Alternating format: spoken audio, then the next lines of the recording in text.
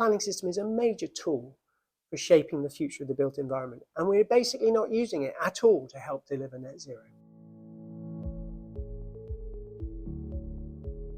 I'm Dan Stone. I'm a Chartered Town Planner working for the Centre for Sustainable Energy.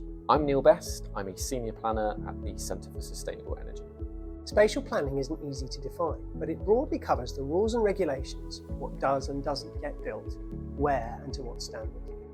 Climate Change Committee is the UK's independent advisor on climate change. They advise the government on emissions targets and they report back to them on progress that's been made. They've noticed that more and more of the reports that they've been doing have mentioned the planning system as a potential problem. So they asked the Centre for Sustainable Energy and our partners, the Town and Country Planning Association, to do some research to look at what the barriers might be preventing local plans from tackling climate change, but also the opportunities that the planning system might offer. The planning system is the gateway through which all development must pass, from a single dwelling to expanding communities to renewable energy projects, all the way up to things like new airports or nuclear power stations. So our headline finding was that no local plan in the whole country is fully aligned with the scale of emissions reductions required to reach net zero. We identified many areas in the National Planning Policy Framework where it slows down climate action. And we found a real disalignment between the climate change legislation and the town and country planning legislation.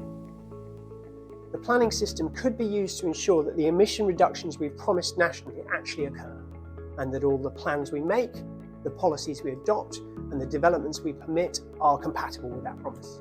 So, for example, if an airport expansion is proposed, we could require the developers to actually model the carbon emissions that would result from that expansion.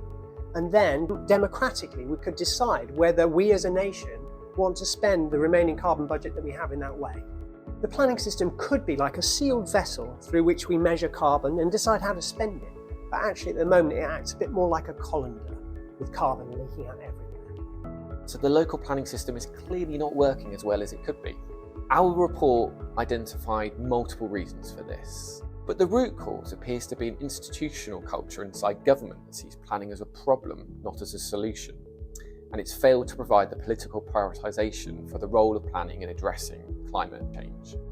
Ultimately, planning can help us ensure that all our future development is fit to take its place in a resilient and net zero emissions future.